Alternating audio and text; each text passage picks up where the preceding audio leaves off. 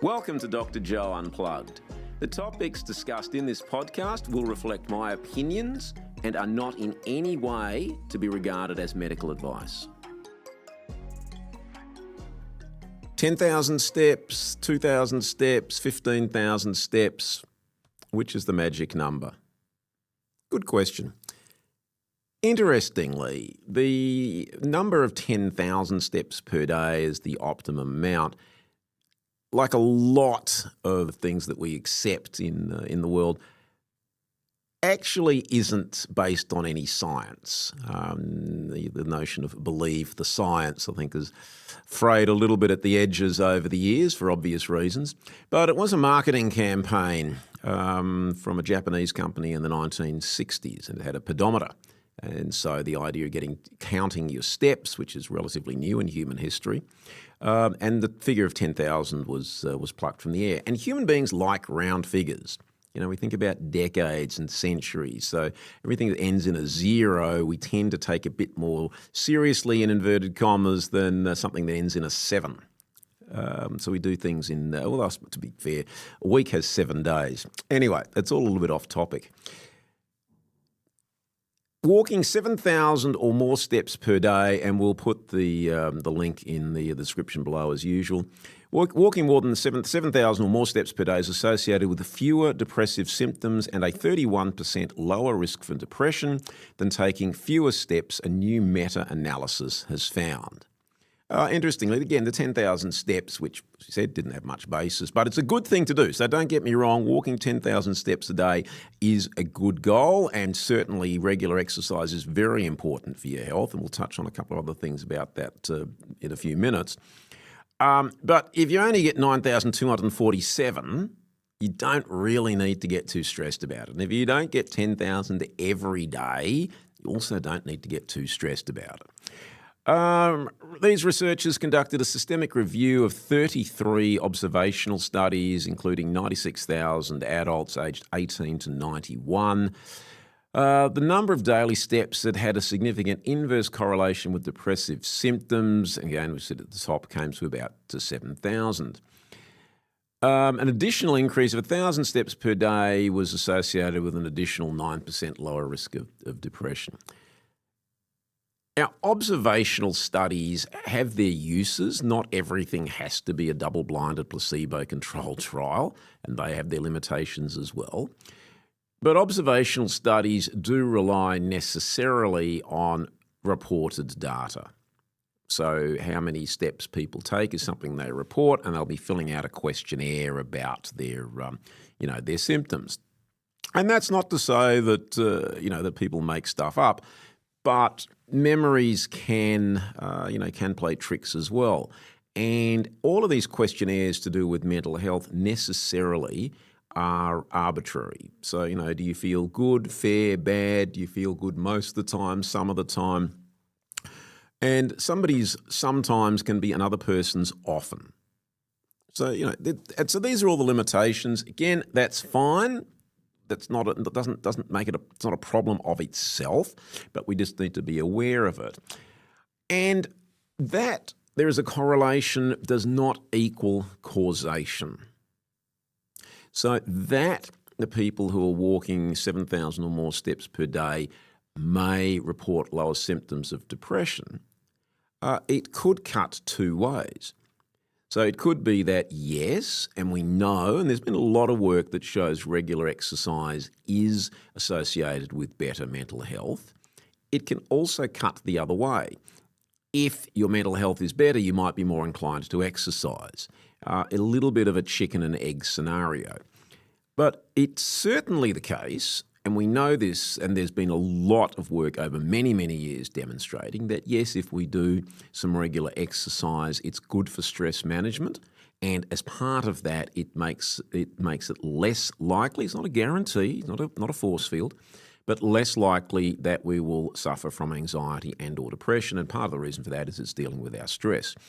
And for people who do have anxiety or depression and they do start an exercise program, that is usually very, very beneficial, and it will improve their mood. It's not to say that they can't or shouldn't or may not need other treatments as well, But it's, again, it's going to be very, very individual circumstances.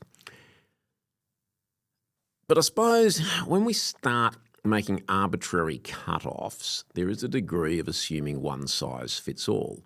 And, why does it have to be steps? What happens if you prefer riding a bike or swimming or going to the gym or sitting on your rowing machine, either at home or in the gym? And this is not going to be measured in steps.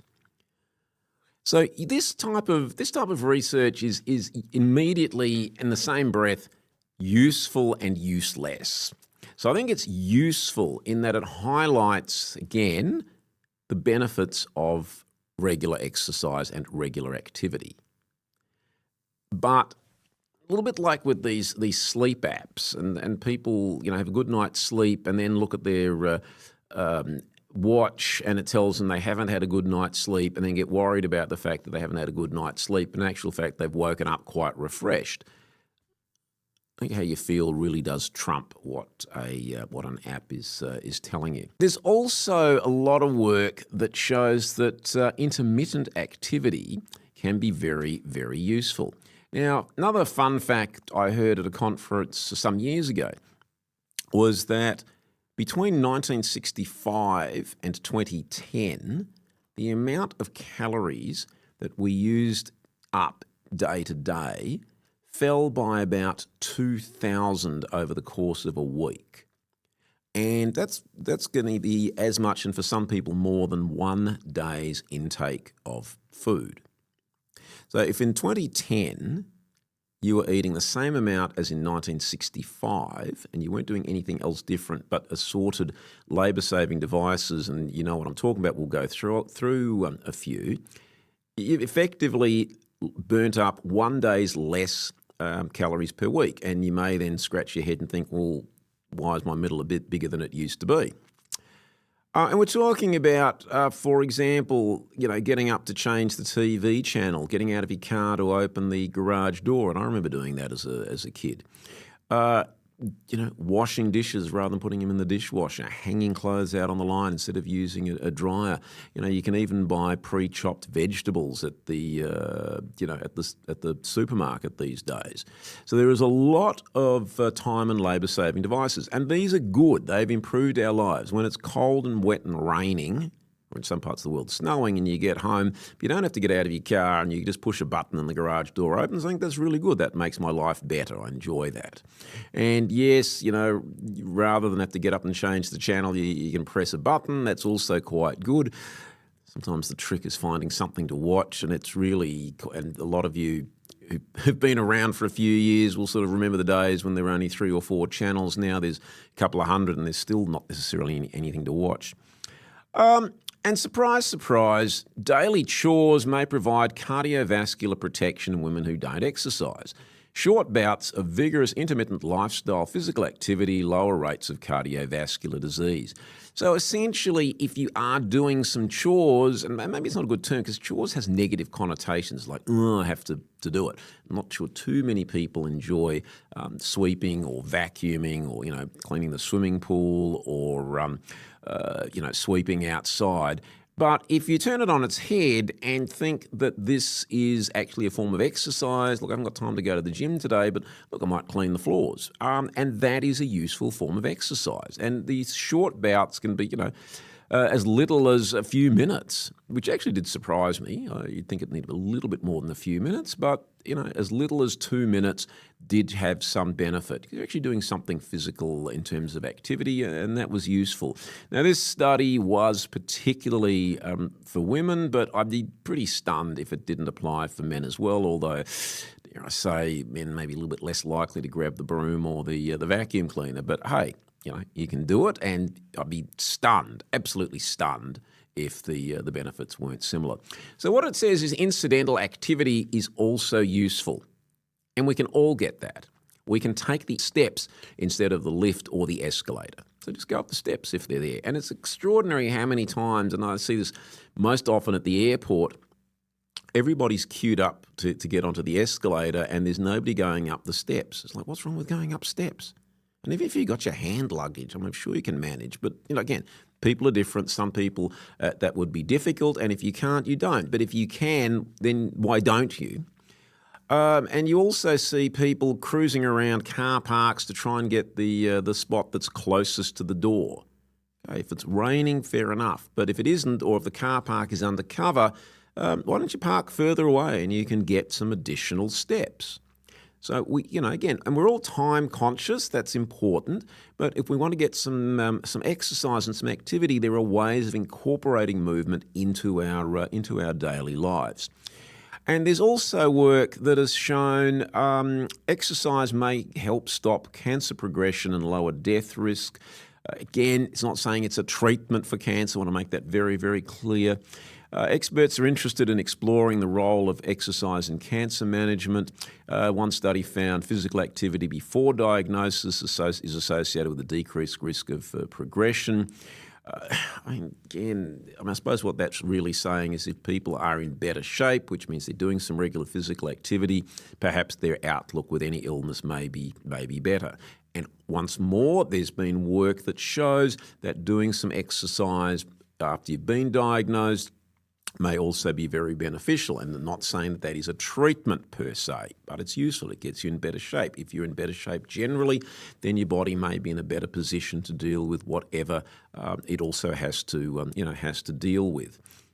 And it's quite simple. Now, at one point, particularly if people are undergoing cancer treatment and they're on chemotherapy or radiotherapy, look, you may not have that much energy, particularly in the early stages. But again, small amounts can be useful and you can build it up.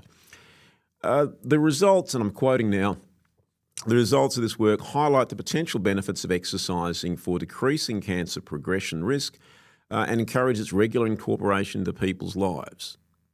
I mean, we should all be doing some regular exercise.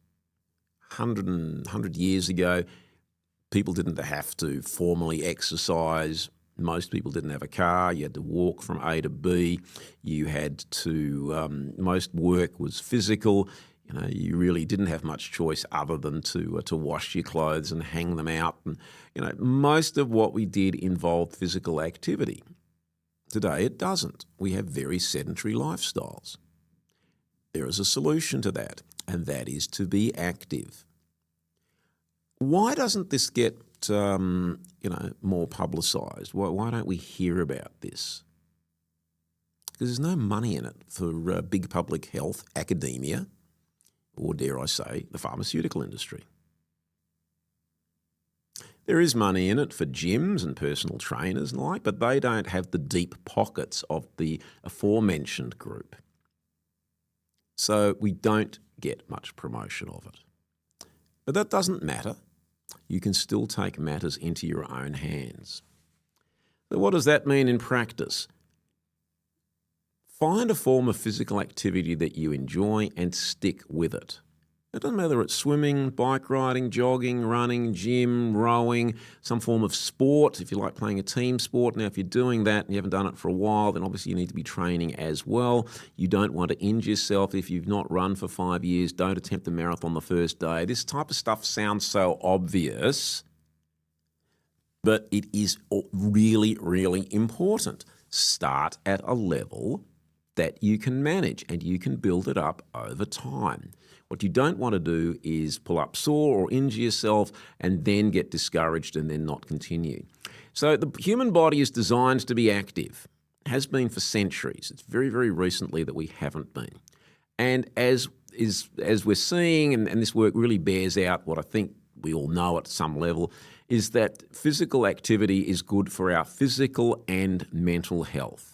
It's not a force field. If you sort of say if people exercise, does that mean they won't die? No, of course not. Does it mean they're likely to be healthier for longer and perhaps less likely to develop a number of conditions? And again, less likely is not saying it can't happen, but less likely. Then the answer to that one is yes. Is it something that we can all do? And there's going to be a few exceptions, I get it. But essentially, we can virtually all do some form of physical activity and make a start if we're not currently doing so, then the answer to that is yes. And you don't need mega bucks. Walking is cheap. You can do it pretty much wherever you find yourself. You can join gyms or do other activities, again, according to your budget and your capabilities. But there's a lot of exercise that really doesn't cost any money. And it takes a little bit of time. But you know what? That is an investment of time in your health and well-being, and that also includes some incidental activity that you can add back into your day. I don't want to give any promotion to the shoemaker, but let's just say we can all find a way to do this.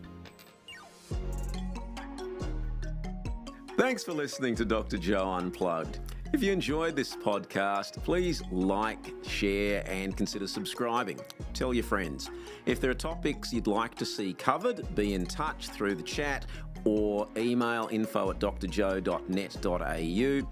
We'll be uploading new content each Monday, and soon we'll be putting these videos out on X. You can follow me there at Dr. Joe's DIY Health.